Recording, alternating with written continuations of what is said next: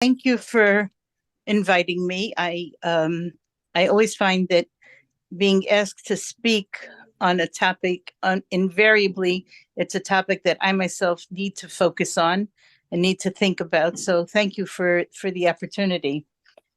And I was reminded this week of something at the Chinuch conference this past summer, and I believe that it was Rabbi Jacobson who spoke about the four Yesodis of Chinuch, and I believe it was from, I did not have a chance to go back and go into the whole thing, but I believe it was from the Frierdiker Rebbe. I'm not sure, but in those Yesodis are emes, ahava, Getreigkeit, which is devotion, and Übergegebenkeit, which is dedication.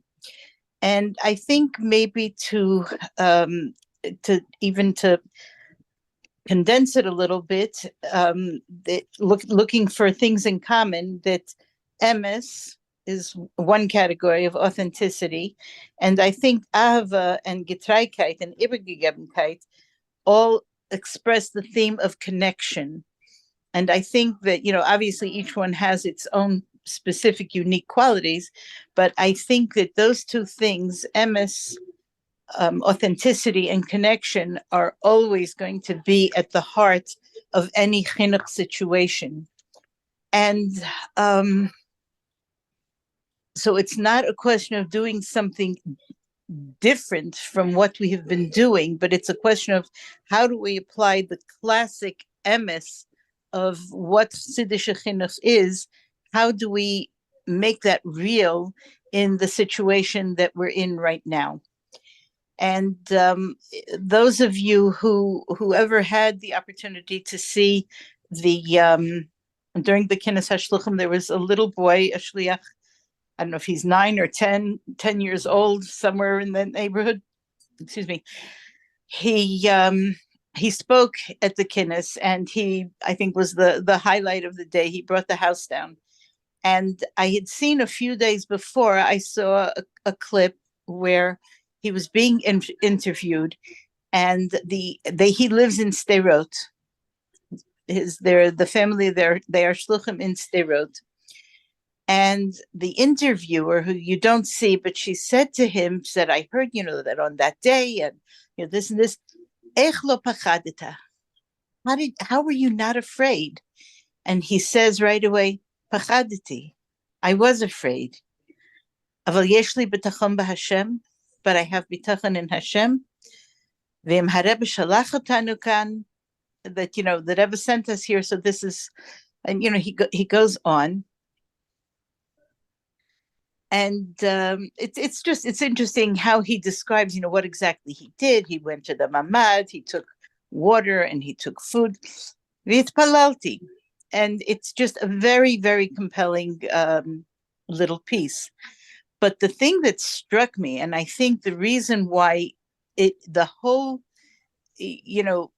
impact that this child had, was he's clearly a child with a very healthy, sense of himself, and that he said absolutely without hesitation, I was afraid. And and then he went on to describe the things that he did, and he accessed his bitachon, and he did what he had to do, got the food and the water. V'hitpalalti. And I think it's one of the things for us to keep in mind dealing with children, and with of any age, really, because it's not just for children, that when we talk about bitachon, and we talk about the things that we have to do, and Am Yisrael lo mefached, all of these things, it's all true, of course. However, we have to be very careful that we don't not only not to create such a situation, but to be aware that children often, and again, of all ages, certainly well into high school, and many adults, tend to personalize things a little bit too much and think that they're the cause of a problem. And that, and if I'm really afraid and I'm not supposed to be afraid, then it's, It can go on and on and on. So that the idea that it's brought out in the open, like this little boy did, pachadati, I was afraid. But then, to acknowledge, being able to acknowledge the fear, and then the emotion, in this case, the fear, and then it's your brain, your chachma, things that then you pull it in. The fear doesn't have to be in the driver's seat. So what do I know? What do I do? And to determine the next steps. But I think to be careful that we're making space for emotions and being able to deal with them, and being able to model for children how the emotion, it comes in. Yes, we hear it now. Is this an emotion that goes into the driver's seat of how I determine my next steps? Or do I bring in, no, but we're going to put that, and we're going to, etc. Okay, I think that when we talk about MS, we talk about authenticity for ourselves. I think the first thing that we have to look at is to understand that it has to be for ourselves individually as mechanchos. That this is our aveda too. This is not just something that, it's not like we're teaching the skill of how to translate a pasuk of Chumash, and we know this, and we have to help somebody else do this. We ourselves have to constantly dig deeper and do more, and all of the different things that we have to do to strengthen this in ourselves. And I think one of the I think it was one of the videos of the Rebbe that was recently played um, by Jem. I think it was there was the story with Rabbi Moshe Feller, Zeller Sein Gesund, the Shliach in Minnesota, and this was many, many years ago. And he had the opportunity to fly on with Herman Wouk on his private plane, on a private plane from Washington to New York. And he was thinking, what should he do? He has this one-on-one time, and what should he do? And he decided, look, he had many questions that he would want to ask him, but he said, look, I'm a shliach of the Rebbe, so I'm not here as a journalist. I'm here as a shliach. And so he took out the Rebbe's Haggadah, and he was learning the Rebbe's Pirushim on the Haggadah. This was shortly before Pesach. He was learning with Herman Wouk. He was learning the Rebbe's Haggadah. They came to 770, and I think he came to 770. I'm not Mr. Wouk, but I believe that he immediately, that the Rebbe wanted to see him. And he had the whole duch of the whole event and so on. And then the Rebbe said to him, "On was hat sich geredet auf dem plane? What did you talk about on the plane?" And the relief, the simcha that he felt, that he said, that he could say to the Rebbe that he stayed on message. He stayed on message. He did what he was supposed to do, which was to teach the Rebbe's Teda. And then I was remembered of something of a similar situation. We were we were at the hospital after the shooting on the Brooklyn Bridge, and we were actually at the hospital that Motzei Shabbos when Ari Halberstam Hashem Yikim Dameh, when he passed away. And my husband is Sein Gesund, he's a Kayan, so he was outside, and he said it was such a shrek to see, his classmates and the kids running out of the hospital crying and screaming, and the television reporters with all of their, the microphones that they stick right into your face. And they said, "What do you say now? What do you say?" And he said he had this thought. He's the Rebbe Shliach. The Rebbe says we have to focus on Mashiach coming. And that was what he said, that we have to make a resolve to do everything that's incumbent upon us, that something like this should never happen, to make the world the way the world should be the way it should be. The bloom, I don't remember exactly all the words, but that's what he stayed. They were clearly trying to get him to do some social commentary or news commentary, or because it was it was a terrorist who had done it, obviously. Anyway, that this idea of staying on message, and I think that's something for us as Mechanchos, especially, we're not there as news reporters, and we're not there political commentators, and we're not there giving advice to the army or to this government or to whatever. We are here to teach, and we are here to teach how a yid reacts in a situation.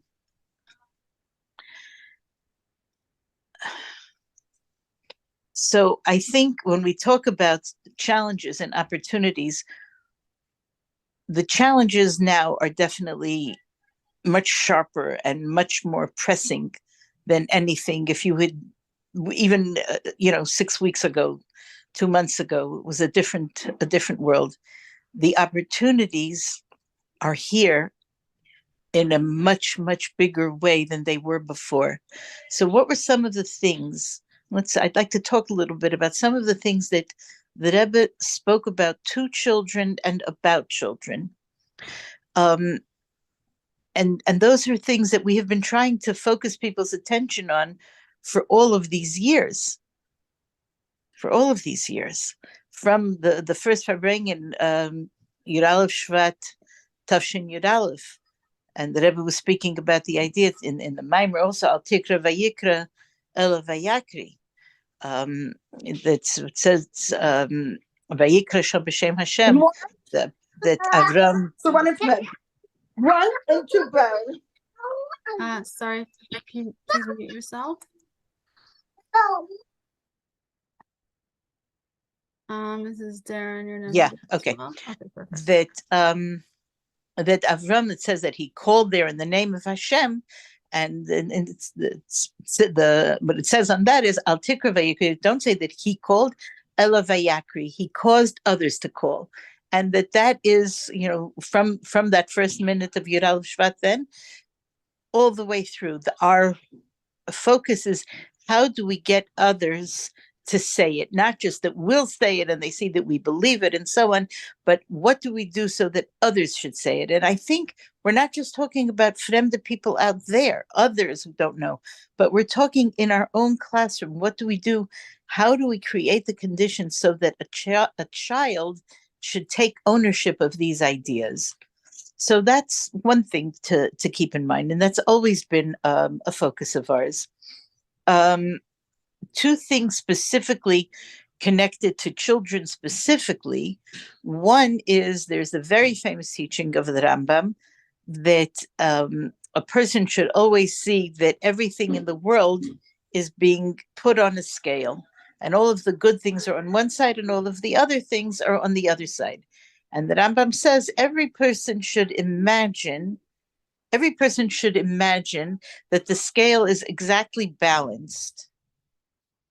It's exactly balanced. It's even, which means that one mitzvah by one person can tip the scale to benefit not only that person, but the whole world.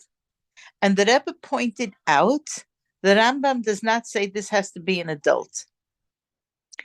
And I think that this is something that's especially relevant right now, where you see, like from the beginning of this whole parsha, excuse me, from the beginning of this whole parsha, the real push and the energy is coming from individuals. It's coming from individuals. It's coming from people out there. It's not the government top down giving out, or the leaders or the presidents or the organizations. It's people, individual people. And I think the fact that the Rebbe pointed out that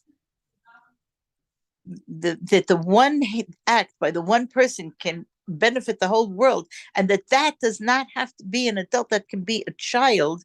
We're talking real power over here and really making a difference. So we're taking seriously what they can do. And then of course it's something that I personally remember very, very vividly, and this was 50 years ago and more than 50 years ago, the whole spring and summer before 50 years ago, before the Yom Kippur War. And we were living in New York then. I had a little baby, and the Rebbe was talking about Mipi Elim V'Yenkim, and it was it was the day before Erev Yom Kippur, it was Ches Tishrei, and the Rebbe said to bring the children to shul, all ages of children, and this was before regular rallies and so on. And I remember, I believe it was Rebecca Chainel Vashalm who was up there, and I believe that the Rebbe had said which psukim to say. I remembered Teretzif and Shema Yisrael, and then that was before the Rebbe came down. I think before Mincha, and my mind is I'm more with the emotional memories of it. But I just remember that and the Rebbe had said babies, children of all ages, including babies, should be in shul. And I remember that when we came home, I remember sitting and crying to my husband, "What's going on? What kind of a thing is this? Babies? What's happening? What's happening?" Of course, by the next day we knew. And I'm not going to go over the whole thing of all of that right now, but just when I think about it, it's just such a vivid thing, and how the Rebbe emphasized the power of children. It's a ruchniistic thing, and this is, Hakol Kol Yaakov. We are ruchniistic people, and that recognition of that now is like never before, and that somebody put it very well. We have all been called up. We have all been called up. We're all in the army. We're all on the front line. And one of the major principles in an army is that everybody does their job.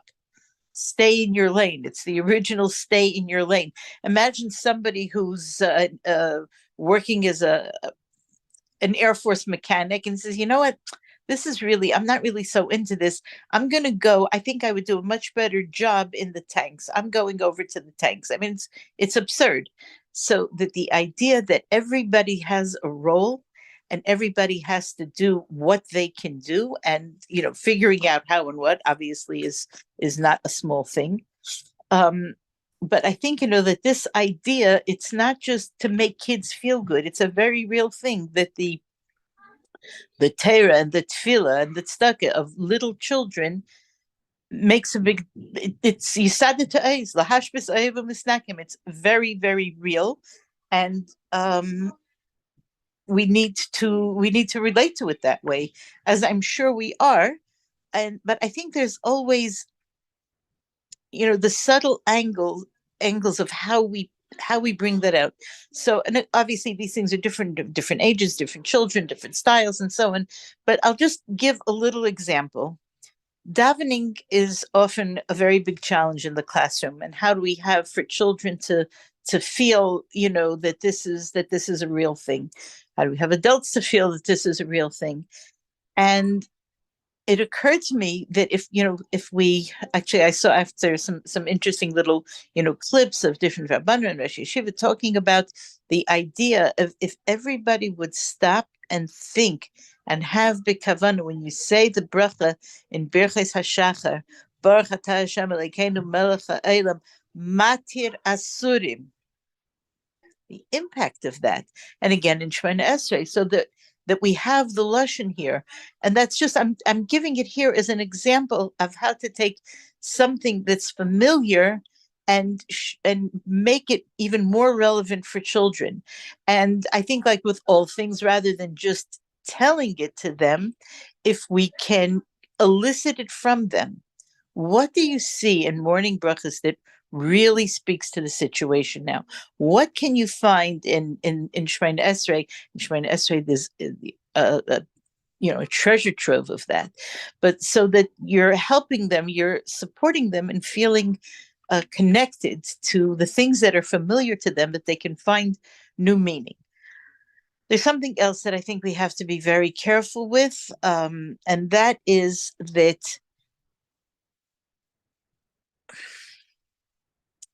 to say that you can fix something does not mean that you broke it, which is also very important for children, very important for adults. To say that we can fix something does not mean that we broke it. And I think there was a very, very, very vivid example going around over the last few days of this was probably in the 60s. well over 50 years ago, 55, 60 years ago, there was some kind of a demonstration that was happening and connected with Soviet Jewry. And the details are fascinating, but I'm not going to go into that here.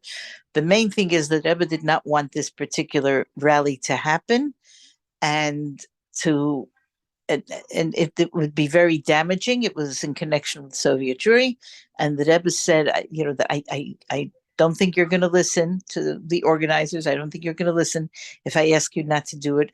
Please, please postpone it. There was something specific that had to happen. Please postpone it, and they wouldn't. And 3 Bachrim were called in by Reb David Raskin Alav Shalom, and they were told, "You're not going in the name of Lubavitch. This is not a Lubavitcher thing to do, but you should go to this rally, and you should go with tefillin, and you should put on as many tefillin as possible, with as many people as possible, put on tefillin, so that there should be something good that's coming out of this." And in fact, there's some very beautiful effects of it. But I'm bringing it in over here as an example of being able to fix something that you are not responsible for it being broken. And I think for children, that's a very, very important piece.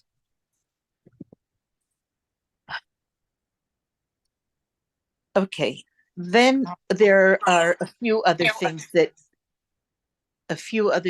I would like to bring into this discussion. One thing is that I have heard from people who, nice, good, from Chassidish, wonderful people who say things like, "But what's going to be? What's going to be?" And one thing that I'm reminded of is Rabbi Lau described how he came to the Rebbe after. I'm not sure I think it was before the Yom Kippur War was over, but it was after Yom Kippur, obviously. And I think he said to the Rebbe, "Was wird sein? What's going to happen?" And the Rebbe said that Yidden don't say "Was wird sein." A Yid has to say "Was darf mir tun." I'm not sure if I'm quoting the words exactly, but that what can I do? What do I do? What do I do? And to be able to understand, to the feeling that comes in, like I started with at the beginning with the children, that little boy who said pachaditi, and then I aval, etc., etc. The same thing, to understand that, oh yeah, what's going to be, and then wait, now put the brakes on, stop, now think, where's this taking me, and how do I stop this feeling from taking over the driver's seat of my being. And I think um, I think it might be helpful. A lot of people like to talk in terms of the Holocaust, and this is, et cetera, et cetera. I don't have to fill in all those details for you. I think something that I try to do, and again, I'm going to just put a little parenthesis over here. It's We have to be really, really careful not to be giving kids information that they don't need to have. But it's equally as important, maybe even more so, not to underestimate what they do know, what they're thinking about, even if they're not telling us. I had an experience in the Gulf War. I was teaching 4-year-olds. We had just started the gun in Stanford at that time, and I wasn't sure. I should say something, I shouldn't say something. The kids never said a word. And at one point, I put out, I don't remember what it was, but I put out a very general, gentle something that if they knew what was going on, I would know from their reactions. It was like a volcano blew. They did this and this and this and this. We don't want them talking about it, just among themselves, and being afraid to come to us. We have to be their safe space. We have to be the place where it's okay to come and ask, and anything. So I think we have to be very, very sensitive to that, and to see what the situation is. And again, obviously, if we don't want to be putting information out there that they don't need or don't have, Okay, there's more to talk about with that, but I wanted to come back to this. So, in the context of what we're going through, so people will bring in, what happened in the Holocaust, and I think there are a few things that I have found that are important to say. One is we don't know this script right now. We don't know.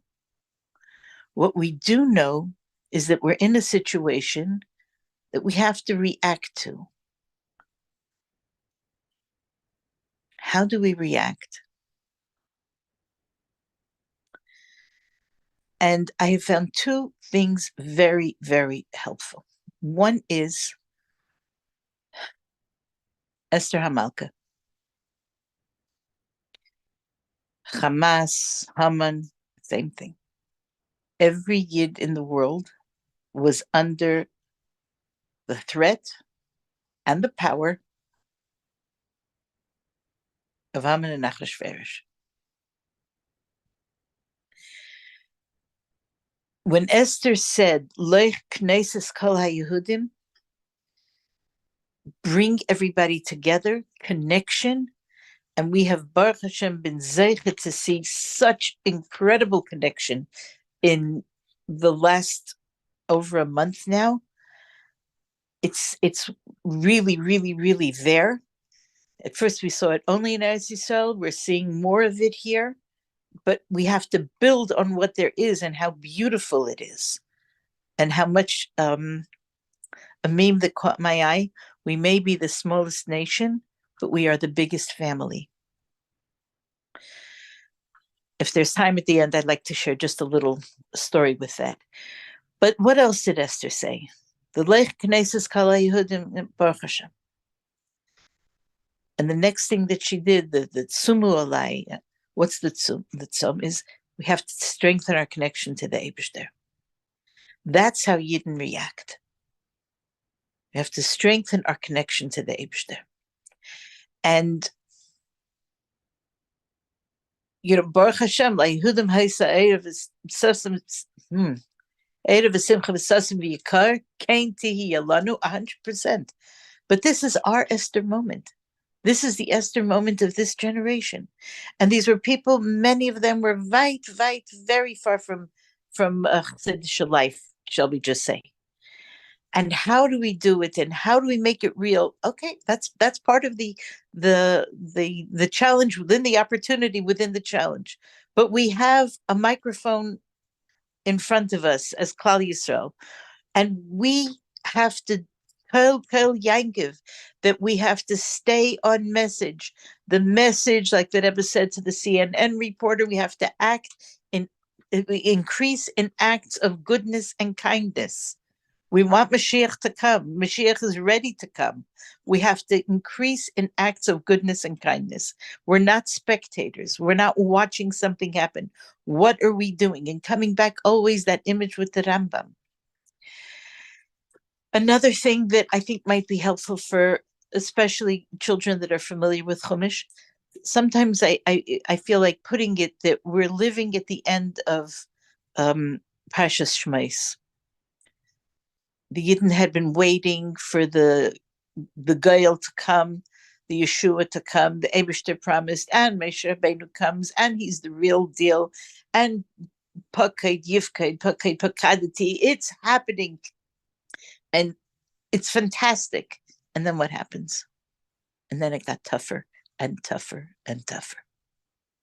Moshe Rabbeinu himself said, Lam harayesa la'am hazeh, which another thing parenthetically just to watch for, if we ever catch kids, as some adults will do, going off into a thing of well, maybe why it happened. That's not, the Eibishter has to fix this. We cannot, I believe that there's some place where the Rebbe uses the term that it's arrogant for a Basar Adam to try to explain how the Eibishter allows these things. And we don't try. The only thing that we do, our only response to that, to the Eibishter, is Ad Masai, and Anna Hashem Hashiana, all of the, we cry and beg and demand of the Eibishter. And as far as Yidden, how do we increase of the Knesses Kol HaYehudim? How do we increase the Al Tikra Vayikra Ela Vayakri, that a person should feel more ownership and connection?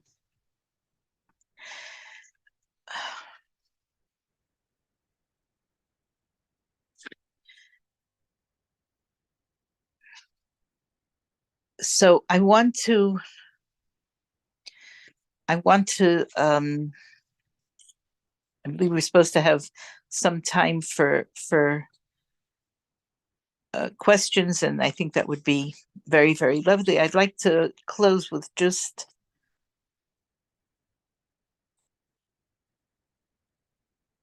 to share just a little story. The last from Monday afternoon, Monday evening until last night, it was a 36 hours that I never experienced anything like that ever. My husband is asked to speak for the families of the Chatufim. And something I think that's important to know, that this trip happened to come to the Rebbe. The Washington piece was added on afterwards. When I was saying before about, things that are coming up, that it's coming, my understanding is that there was one or maybe two of the women of these families that were saying weeks ago already, there's one address for us in this world, and that's the Rebbe's Eil. And a few weeks ago, my husband and our son, Yossi, went to the Eil with a balabas who was a very big supporter. And it was the first time that he had been by the Eil, and it was a very, very important and very moving, a very special experience for him. And when my son got the call, we're trying to put together a plane to bring these families to the Rebbe. Do you think that this fellow would be interested? So he called him. He instantly said yes. He'll charter the plane to bring them to the Rebbe. And he said to my husband, like almost shyly, is it okay if I'm there when they come? For me to be in the room with these people, and they're all holding the tags and the pictures and so on, I couldn't breathe. I could barely say a word. It was Admas Kaidish. It just being in their presence was so overwhelming. And when my husband spoke to them, so one of the things that he said when I heard the word Mishpachot HaChatufim, something didn't hit me right, and I realized that it's not just your relatives that are Chatufim, but all of the families are Chatufim. Your life was like snatched from you. In a certain way, it applies to everybody. And he said, I was thinking about the first Chatuf in our history, Yosef HaTzadik. And it says that when he was being taken by the Ishmaelim to Egypt, he was initially hysterical and he couldn't calm down. He came to Kever Rachel and he davened by his mother. He davened by Rachel Imenu. And after that, he was able to calm down and do what he had to do. So he said, what happened? What happened to him when he was in the Isle of Kever Rachel? He said that he realized, and what he took with him from there, that he's not alone. The hardest piece when someone is going through something is that feeling of being alone. and there's nobody with me, and nobody understands. People love me. People want to. Now I'm editing. It's not exactly what he said, but you can feel the support and love and so on. But who really understands me? Who understands what I'm going through? And to know that when we go to the Ayel, it's not a question just, and again, this is my words, not his. It's not just of what we're feeling there. Of course, there the bakashas and the tefillas and the Eibushter should answer everything. But tev haner v'hanigla and should be mate asurim right now, and all of the Rebbe's brachos should be mekoyim that we should see them. But the experience itself of a yid has to know wherever you go, you're not alone. The Eibushter is with you, and the Eibushter is holding you, and understanding what does it mean to have a Reya Nehman, to have a Rebbe who feels and loves and cares, the Doeg Lekulam. We went with them to Washington. We actually met them there in Washington. Nobody from America could just fly on their plane. And we went with them to Congress. And it was amazing to see the impact of these people because it's in a room. It's not in front of a whole huge audience, and their faces, and they're holding those pictures, and each one describing. One young woman had 7 family members. She has 7 family members that are chatufim. And afterwards, one of the women came over to me and she says, "That's your husband? He spoke last night?" She says, "You don't know what he did for my husband." Her husband's brother is one of the Chatufim. She said, after he spoke, and then we went to the Ayel, for the first time, he said, in a month since this happened, he does not speak. He's not functioning. So something happened. Those words entered his heart, and then he went to the Ayel. She says, for the first time today, he's talking, and he's talking, he's smiling, he's re-engaged. And walking with them, I went over to one mother, and I know that she's here with her son. Her daughter is one of the chatufot, and I just said to her, can I give a hug to a brave mother? And she let me, and she was holding on and shaking, just, ani ohevet etchem, ani ohevet etchem. That this idea of the connections, and the Rebbe was mechanech us this all the years, and still connecting. I started with the 4 Yesedes of, is emes, and the 3 that describe different aspects of connection. And it's in our classrooms. It's us with our kids. We're their safe space. We are the people who can create for children the knowledge that the Eibishter is taka with me. My mother used to start every teachers' meeting at the beginning of the year, and the kids in the school were not from, that a child who loves their Mora will love Hashem and love the Torah and love being Jewish. I used to think it was just for kids that are not from. It's not true. Every child has to feel that with their Mora. And to do that, we have to have the emes in ourselves, and that yes, we can have all kinds of emotions. Pachadati, like he said, and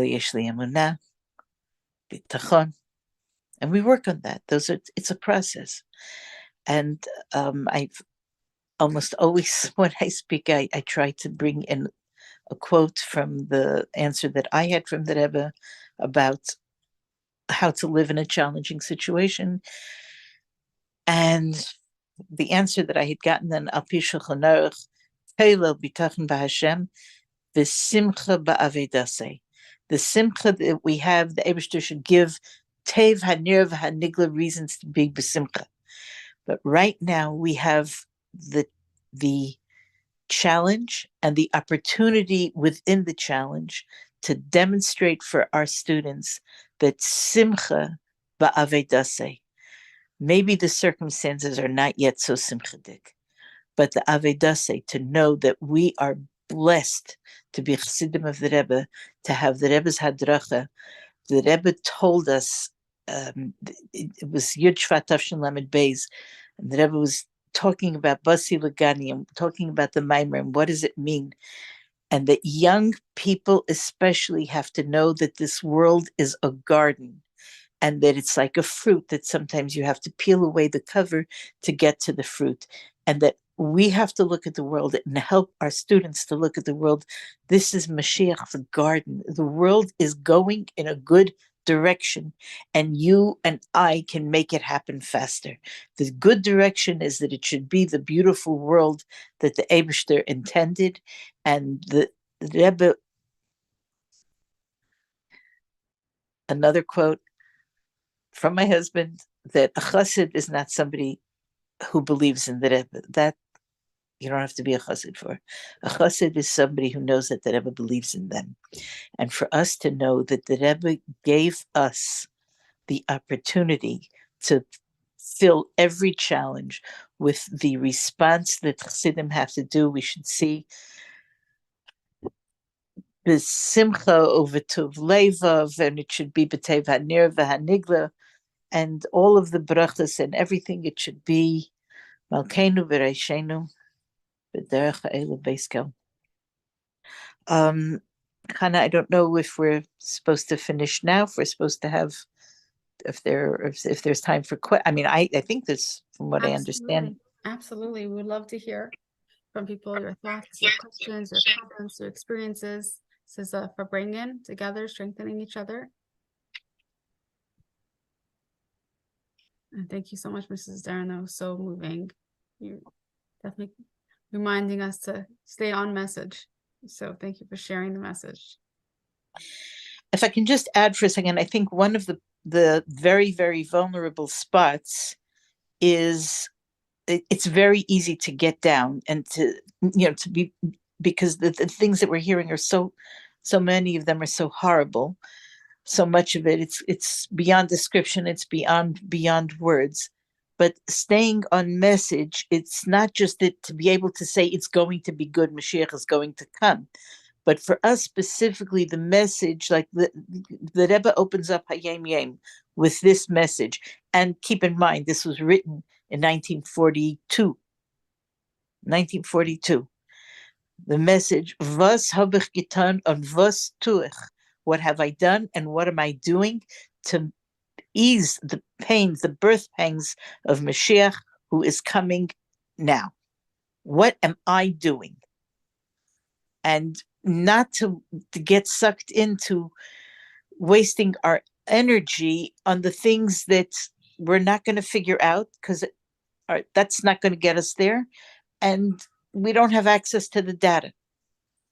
But it's very easy to get sucked into the oy was wird sein. And wait a second, what does a chassid have to say? Was darf ich tun? And how do I do that b'simcha? But anyway, I said questions and I started another speech. Sorry. No, for sure. Anything that you have to share, we're so happy to hear. Does someone want to go on the mic? Yeah, I was just going to share something. It's Rivka Goldberg, but I'm wearing a tichel. I just wanted to share something I did in my class. Is I decided Mashiach is coming. I'm going to teach the kids the brachas of Mashiach. There's 2 videos on YouTube. I don't let them see it, but I play it. But I figured let's get them excited and bring it down to reality. So that's one thing. And then just before we say the psukim every day, I said, we have the power. This is our most powerful tool. And we're going to say it. Beautiful. If you want to put the links to the videos in the chat. That's such a great Pula. Thank you so much. If I'm intrigued by that, I think that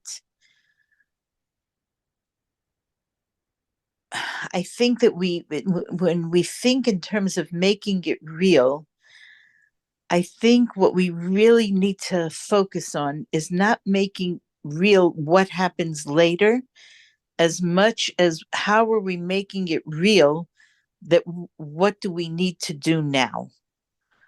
why do we start everything with Torah, Tefillah, Tzedakah? Because Al Shlosh Dvarim Ha'elam Hamed, Al Torah, Tefillah, Torah, Veda, Milas Chasadim.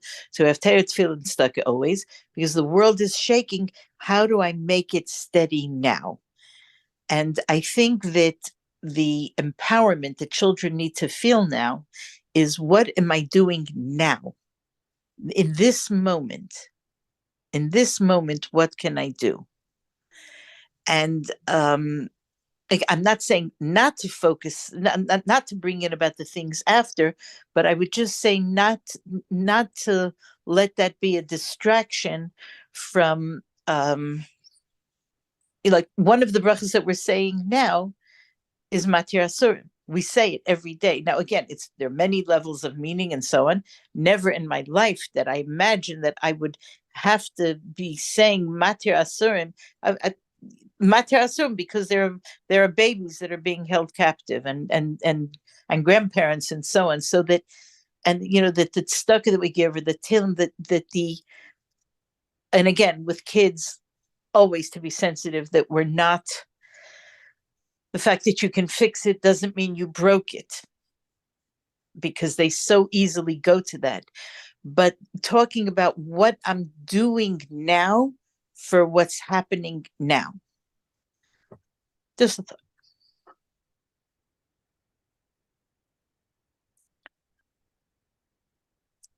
I have a question. So Sure. as Hasidim, like we're so Baruch Hashem, we're ingrained in like turn it into positive action, and especially for those of us in chinuch, we have the ultimate response ready for us. We're not like groping in the dark for a response, and we know not to get too down, and careful not to check the news in too much detail. And sometimes we're so successful at distracting ourselves. Is there room for guilt? For living your daily life and finding joy in your avodah and your kids and. Okay, it's an excellent question, and I wish I could say, just an easy answer off the top of my head. Somebody sent me, all these clips that go around. Somebody sent me a clip today of this woman. I think it's from Eretz Yisrael, and I think it's from a lady, and she was saying that I was feeling like I'm always guilty. If I watch news, I feel guilty. Why am I watching? If I don't watch, why am I not watching? If I yell at my kids, I'm guilty. If I don't yell at if everything is, I should. She said, I went to be Menachem Level, a woman whose son was killed, and she was sitting there, and this woman, the mother who's sitting Shiva, she reached out her hand. I'm not sure, but she said to the woman who came to Menachem, she said, "Ve'ech at," and how are you? She said, and I found myself sobbing. And she said, and she said, I realized that we're all going through something. We are now. Obviously, we're not. We're not in any kind of a contest of who's going through more. It goes without saying. Obviously, I mean, that's why I said, like, I couldn't breathe sitting next to them, and I can't even imagine how they function. And they say that they're not.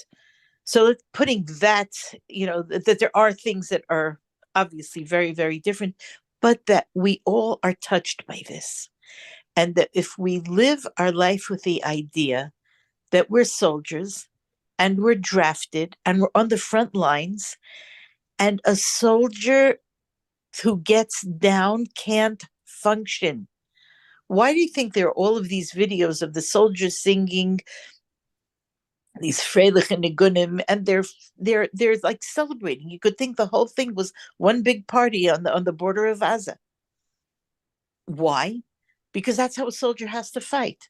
You have to be besimcha to fight. I think it's the one athletic mushal in Tanya is of the two wrestlers, and who's going to win? Not the stronger one, the one with more spirit.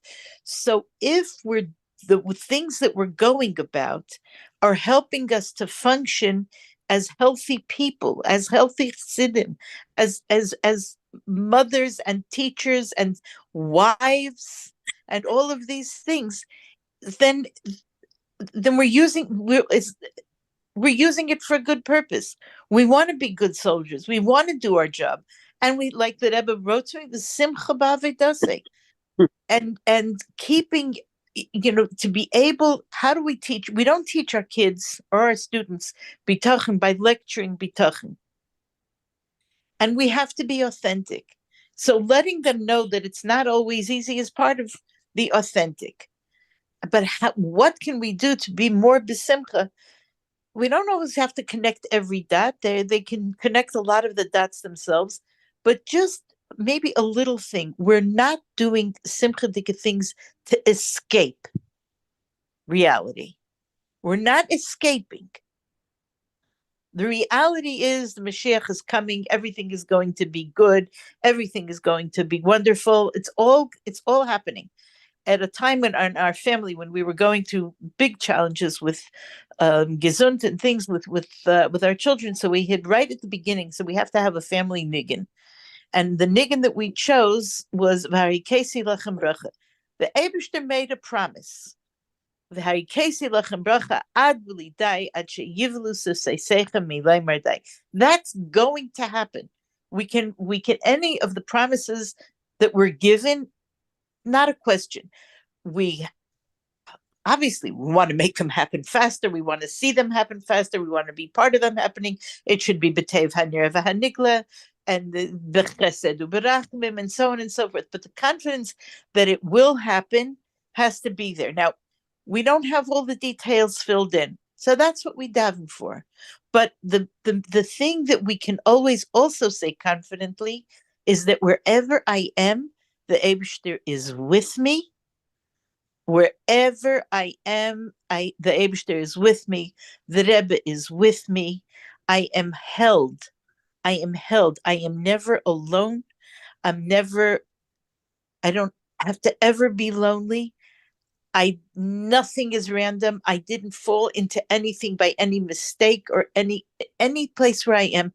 And that question, but so what can I do here? How can I bring light here? And I'm just going to say this from my own feeling. I was like on the outside of the march. I wasn't there. We were mostly in Washington. We were in Congress, and then we had to leave for our ride back. So I was only on the periphery of it. But it seems to me that overall, it was very positive. And there was a very positive vibe there. And there was a lot of beautiful things. There were a lot of beautiful things that happened in terms of the singing and the tefillas and so on. I think, this is just me, and I might be off, I think that what we saw yesterday was a reflection of people hearing either directly from the Rebbe or through the Rebbe's shluchim in all of these are all federations and all, community organizations, light. We're people of light. And we saw that reflected back yesterday. And when we look at the world, not like the whole world is a bunch of antisemiten waiting to do who knows what. I was at a Chabad dinner last week. So it seems impossible, not even a week ago. And one of the rabbis who was speaking, Rabbi Voldovsky, got up and he said, a lot of people have expressed to us they're concerned for our safety because we're unmistakably, talking about the men especially, obviously, unmistakably Jewish. And they're all feeling very, like you can't hide. You can't hide who you are. And we're worried for your safety. And he said, we appreciate that it's coming from love, and we appreciate the love, and we appreciate the concern. But let me tell you the other side of the picture. The other side of the picture is of the conversation. Over and over these weeks, we see people coming up to us in the bank, at a drugstore, in the grocery store, wherever, coming up to us. We're with you. We're with you. We're praying for Israel.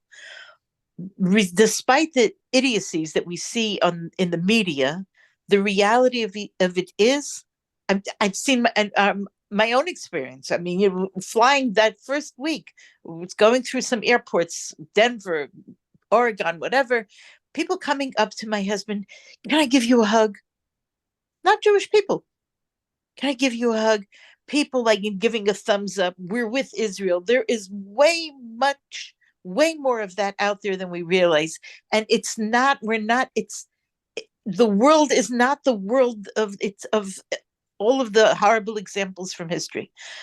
And the stuff that exists, but the part that we have to build on is that we came out of Mitzrayim. I said to somebody, saying, every Jewish home, if every Jewish home has a Jewish crisis survival manual.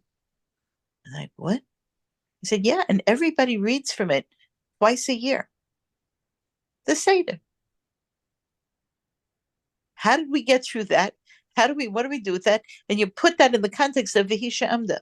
But this is going to, and like I said, with Ezra, this is going to be way more than that.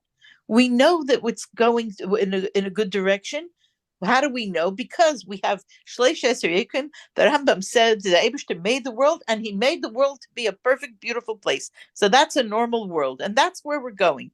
Now we just hope that getting there should be half the fun. Sometimes it's not at all.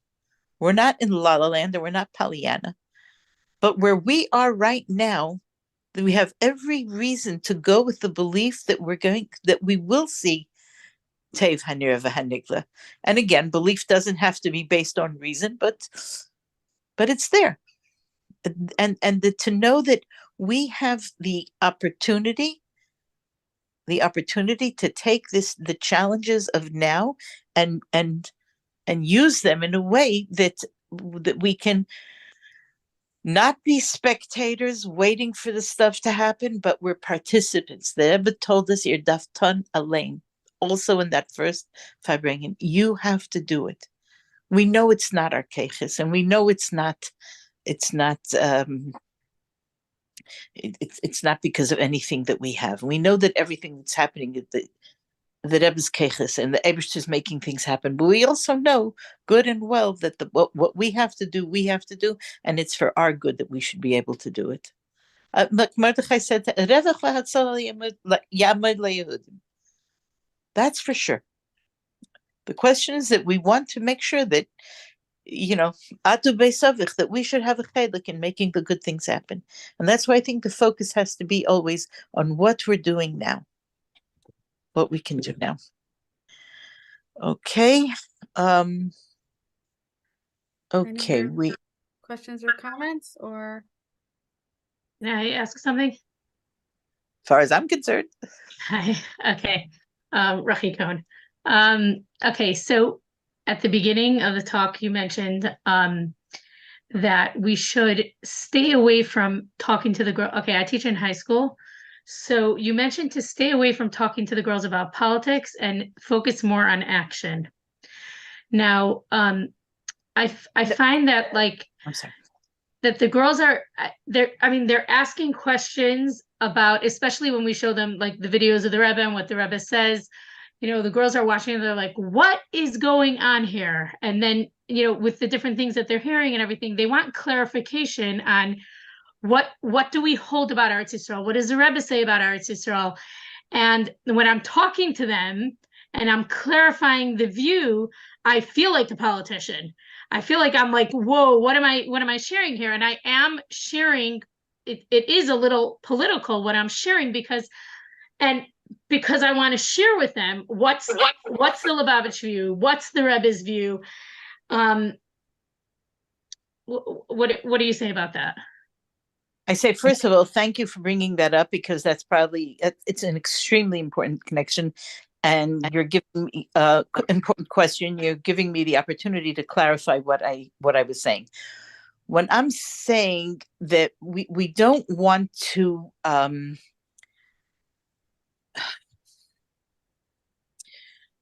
let me start backwards or forwards with what you're saying. There's definitely a need to clarify for our kids, to clarify these things. And it sometimes can be almost like a like a circus when people start quoting what Lubavitch was saying about Zionism in 1920 and what the Rebbe was saying in the 60s, 70s, 80s, and 90s. So we have to just be careful with that also. And you have to also see it in the context of the things that were happening at the time. You want to put it in a nutshell. One of the most important things to keep in mind with that is that the Rebbe held that the security of Eretz Yisrael is the number one consideration. And I think that there's even some place where they said it's something to the effect of, if it would be a question of it's better for the security, not politically, it's a whole different thing, to give up this or that. And it said that the Rebbe said not to give back 1 inch. That was always said in connection with security. And you can look at the different times, like what happened after Sinai, what when they gave back the Sinai, what happened with there. Like you can look at the different stages, but that the Rebbe's focus was on the security of Eretz Yisrael, the security of Yidden, wherever they would be, especially because it's Eretz Yisrael. But the security of Yidden, that would be one thing. When I said about not getting caught up in politics, is that it's sometimes very tempting to put a lot of energy in, well, what I think they should do. Really, what they should do is, you know what I'm saying? But understanding what the Rebbe said, that's a different story. So it's not the thing of politics so much, and it's not trying to be the defense minister, but it's the understanding what the Rebbe was teaching us. And for that, you need to, if you're going, to talk about it. I mean, because again, especially if you're talking about high school kids, they know way more than any teachers think they know. And when they're getting their sources, and they're getting from, the Mishagas that's in the world now. So it's very easy for a high school kid to say, yeah, how come? Why aren't you? So you're right, Rachi, you brought up an excellent point. And that's why I feel like it's important for us to talk Yes. about it. Yes, and when we talk 100%. about it, they get it, and they become 100%. passionate about it. 100%. They I would get our views. I would just caution to be very careful that and this goes with a lot of things, that when we find things that line up with our point of with the Rebbe's teachings, that we don't buy it wholesale of everything that politician or that party or that group is saying. There can be things that we hear that are said out there that we can connect to and say, yes, that's great. But we are not then automatically part of this movement or part of this shita. But this particular thing matches up, fine. So that's a friend and Chassidim, whatever, but it's not like we don't then become whatever that political party or office or whatever happens to be. Right. But what I would want to pull into this also, and I think this applies every age and every age and every stage, and especially with high school girls, safe space, that they have to know that they can ask anything, and that a teacher should not be afraid to say, I don't know. That's an excellent question, but I will find out. And do find out and bring it back to them, even if they say, oh, I forgot that I even asked that. But, you have to build that trust, and you have to keep that trust. But that you're a safe space, and you're going to get them, and I think also all of the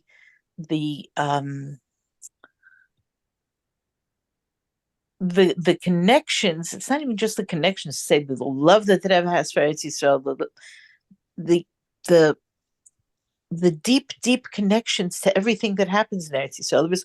I'll give you like one little example. There was something that was up last week about after the 6-Day War, the Rebbe was talking to someone, so I don't remember what his position was, and he's the one who's describing it.